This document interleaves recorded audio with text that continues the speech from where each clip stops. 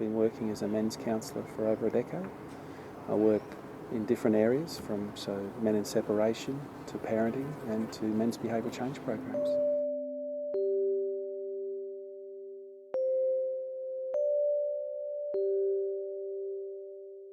Even if we look at it specifically, I think you need to take a broader picture.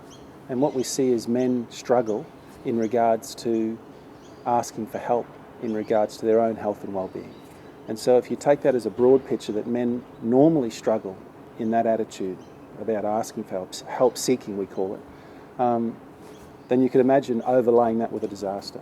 So all of a sudden their normal baseline isn't great, it's not flash, and all of a sudden we now supersede it with this heavier end of experience, and it diminishes again. So what happens is men struggle to realise what it might be for them to actually seek help because of the stereotype that comes with being a man, or that the premise of being a real man. And so we see these pictures of men in thongs in no shirt battling a fire. Like, rather than clapping and going, wow, that's a man, I'd be asking the question, what was going on for that man to put himself into such a position that he thought shorts, thongs and no shirt was adequate? Yeah, I think that says it all. Like, masculinity is a trap for men. It also traps women and children, but from a men's point of view, it's not a great place. So how do we look at it? So if we go through stereotypes, or as we'd say, social norms, so what's an expectation? Well, we know when we don't see it. So, for example, I'll give you a lived experience. I was involved in the 095 fires. And at one point, I'd put my family and myself at dire risk. I said, no, we've got to go, it's coming in. And I remember there was a point there where my partner was straggling behind and she said, leave me, just get you and our child away. And I couldn't. There was a part of me that said, I can't leave her. That's not what a man does. And so not consciously, I don't feel it was conscious, but in reflection it was conscious. I made a choice to say, no, we'll die together, because I can live with that. I know it sounds crazy, but that's how deep this stuff runs. You know, that I can make a choice to go, I would rather die than live with what I might live with, saying I couldn't save her and I left her, because that doesn't reflect well on me as a man. I think that comes to the core of it, to the heart of the matter. I see the damage that men create and commit, but I also see the potential of what men can be. And it's not to be a real man, but to be a man. And it's not, you don't get born into manhood. You know, just because I was born male doesn't mean I get to be a man.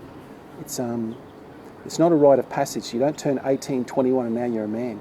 It's something that I have to constantly strive for in all my dealings, to be seen as a man. So no matter what I do, no matter where I look, be it in a work life, professional life, personal life, social life, being a man and being seen as a man, which is even more important, so to speak,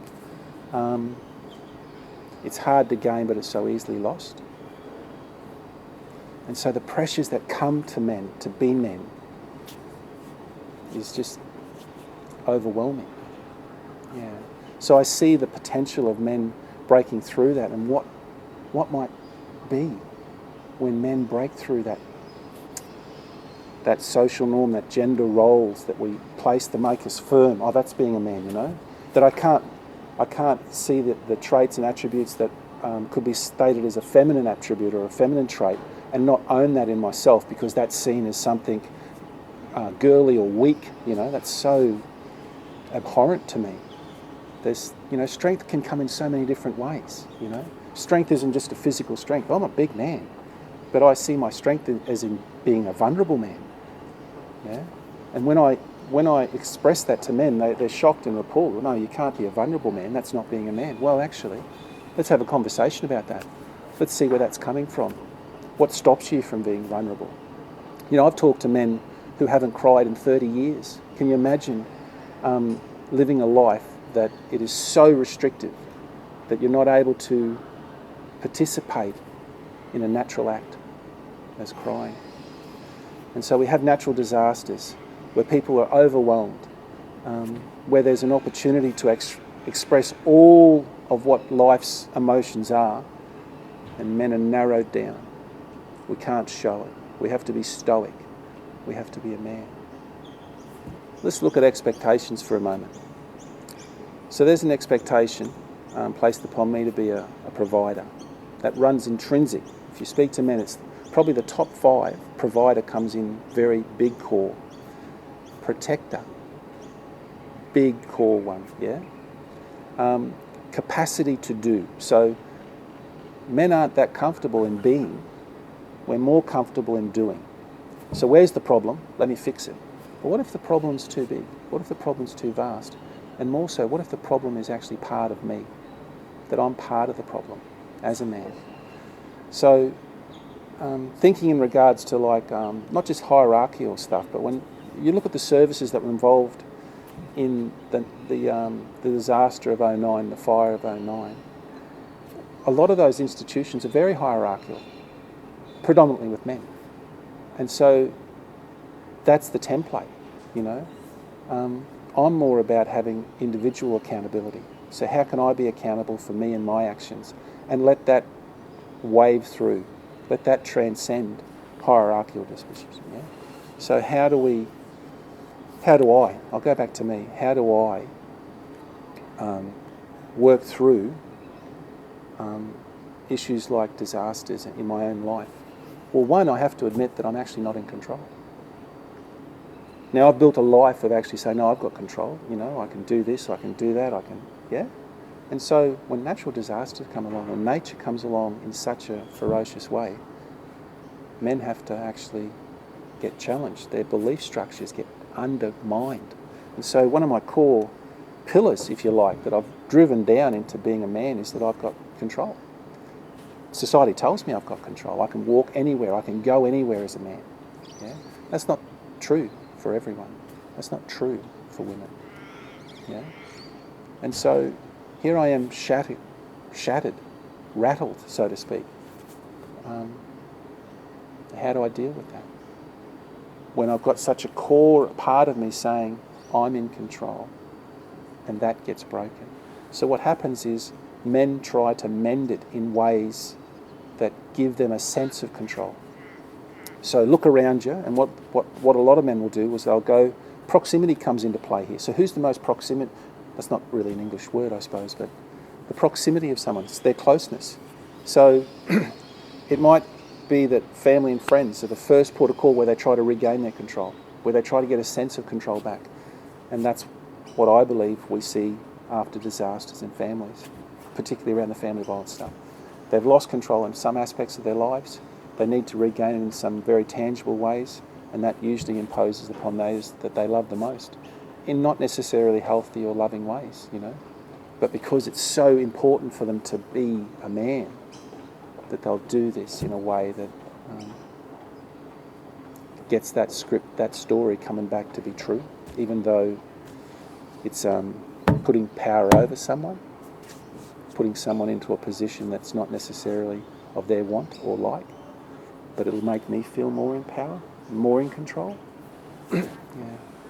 We spoke earlier in regards of masculinity and how that's a trap. Yeah. And if we look again in the sense of, if I see myself as a man and I'm able to do what I can, I don't need help from other people and I can do it myself, and I'll withdraw. Yeah. So what are the ways that men can cope? Well, they're usually not that helpful in many ways, but we go to what we know. So it might be work. Now, if I go back to work, what I get is a tap on my back. Geez, you know, anyone else wouldn't have been able to do that. Aren't you a good bloke, Adam? You've been able to come forth and, yeah, and so I get propped. The prop's there, work. The avoidance technique. So, you know, we live in a culture, let's be clear about this, there's a very strong drinking culture in Australia, and quite a lot of accolades are given, particularly to men, around how much or frequency and what they can do after that drunk, yeah? So as an avoidance strategy, I can turn to drink. And I can wallow in that space. I can get into that space and hang out there and not deal with what's going on, but smother, cover, push down. Hang on, I'm starting to get a bit fragile. I'll drink or I'll work, yeah? So there's these sort of aspects in regards to how to cope. But what we don't see enough of, and it's changing, there are men who are doing it. And I think institutionally that's a big thing, like the police, SES and those services, you know, they can bring that more into their workplace, that actually it's okay to feel vulnerable.